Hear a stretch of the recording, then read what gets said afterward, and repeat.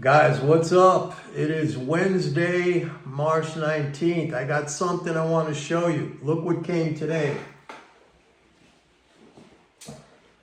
A new addition to my collection. Guys, this is the Smith & Wesson Model 29-2. This is a 44 Magnum revolver. This is the Dirty Harry gun. This is the one from the movie where Clint Eastwood said, "Go ahead, make my day."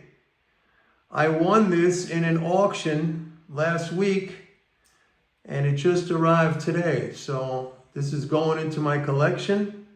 It is a 44 Magnum. That's when he said in the movie, this is the most powerful handgun in the world. It's not anymore. I mean, you got 50 caliber handguns, but I mean, this thing is a beast, man. Beautiful gun, blued, 8 3/8 inch barrel. Okay, this was manufactured. This is a 29-2 model. Let me put it away. It was manufactured from 1960 to 1982. I think I got a good deal on it.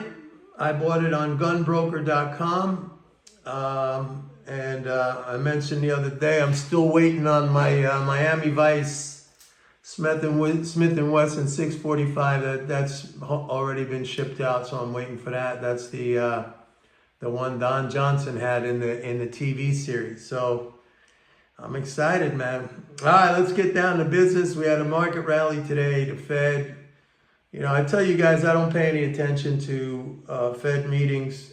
I listen to what their policy is because, that I need to know that because, again, interest rate adjustments, they're price adjustments, they are fiscal operations, and they are also, like in I guess you could say part B of the fiscal operations, they are income redistribution, okay? They could either redistribute income from the sovereign, the government, to the non-government, or vice versa, all right? When they cut interest rates, that effectively reduces those interest income transfers, so you could kind of say that's a transfer from the non-government to the government.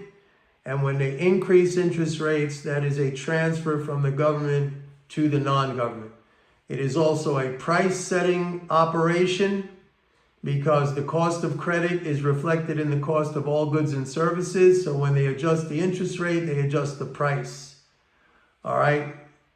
So I just look at it that way. I don't sit around like freaking, biting my nails, wondering if they're going to raise or they're going to cut. I basically don't care because I know what the impact of that is.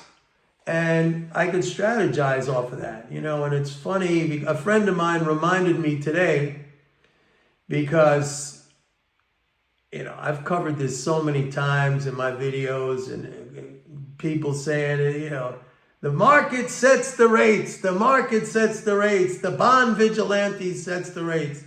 And my friend reminded me in an email, like, yeah, Mike, so there all these people who are saying that, right? They're all going to be sitting around watching their phones or their computers to see what the Fed did at 2 o'clock. The market sets the rates, but yet they're all going to be glued to their screens or CNBC or whatever to see what the Fed does. I had this conversation one time with David Stockman. I've recounted this story many times in the past. I don't know if I want to go through it again, but when I was still at Fox News, remember David Stockman? He was the former budget director of Ronald Reagan, and he's this big, debt phobe, all right? Reagan kicked him out. He got rid of him because the guy was a lunatic.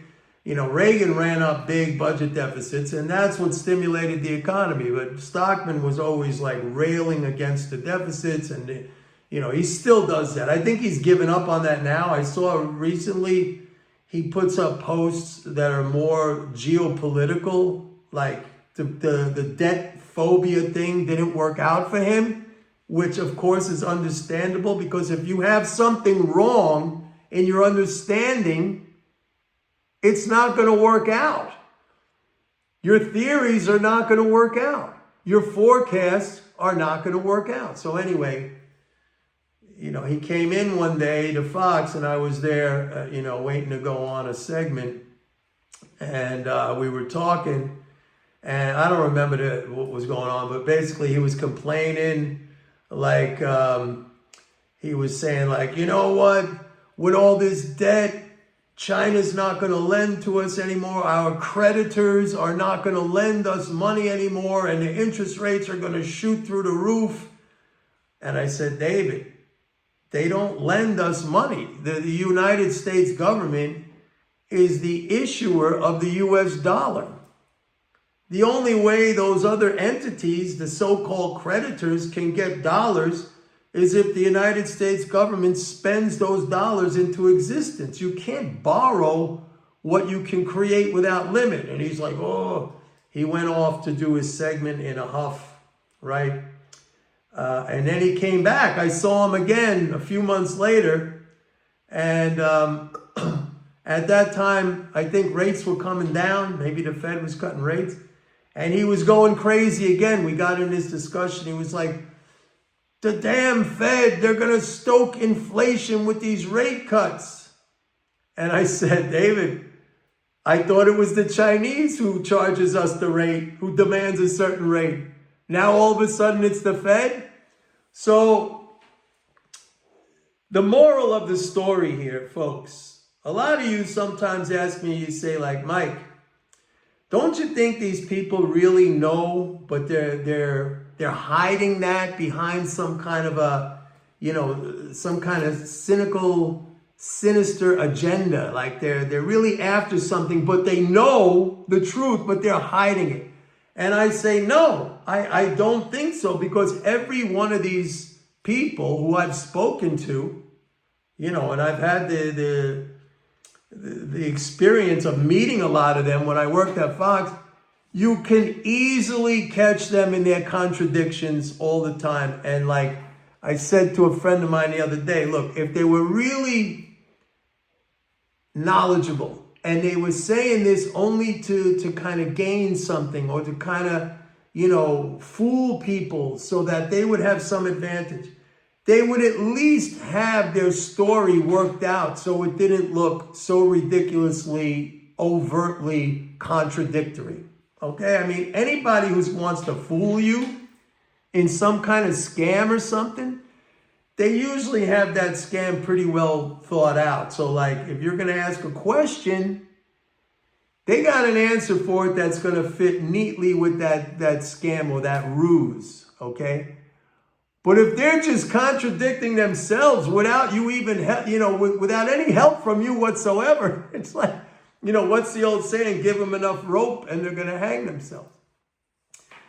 Anyway, let's talk a little bit about I said the other day, maybe it was even at the end of last week, I said we probably hit bottom on this market correction, at least until like the mid-April, May period, because banks had a nice bump up in capital, and that huge reserve dump that I've been talking about, that increased, a very significant increase in reserves in the system, which weren't able to be drained effectively because the Treasury is operating under the debt ceiling.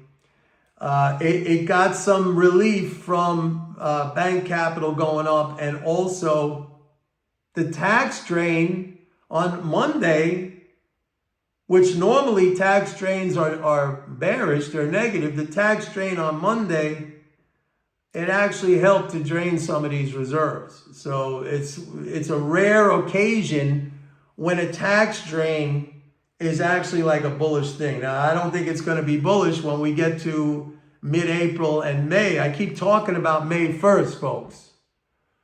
Remember, I tell you this stuff in advance. It's not like, oh, there was a number, and yeah, last month, industrial production, blah, blah, blah. No, I'm telling you, like, I show you what's ahead, what's coming.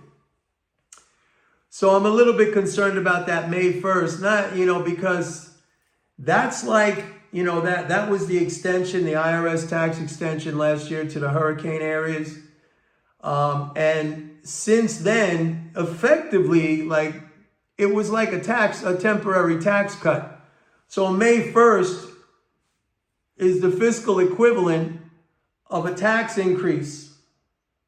Okay? Because it takes back that, that extension doesn't exist anymore. So that's by the way, so that's a point, a timing point that you might want to consider. All right.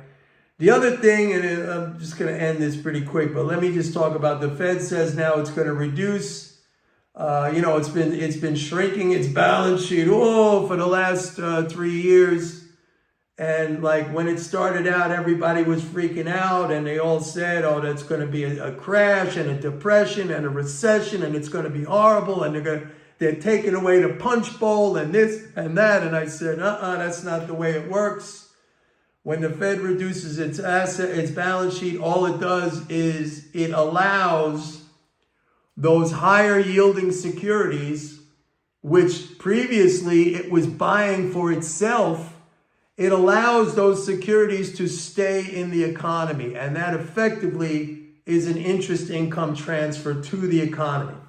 But now it's reducing it down to only $5 billion a month, which effectively what that is now not letting those assets accrue in the economy, okay? Or to a lesser degree. So maybe maybe the Fed's thinking, oh, this is like a little stimulus, the economy may be needing it or something. I don't know what their rationale is, but it's actually the opposite. It's not allowing those maturities to roll off into the economy. So it's almost like the Fed taking away some of those interest income transfers. See, like nobody tells you this except me. Nobody tells you this except me. So anyway, that's it for tonight, folks. Please like and subscribe. If you've done that already, thank you very much. All those likes and subscribes help my channel a lot, and I appreciate it. And don't forget, go to my website, pitbulleconomics.com. Sign up for a 30-day free trial to MMT Trader. All right, see you tomorrow. Bye.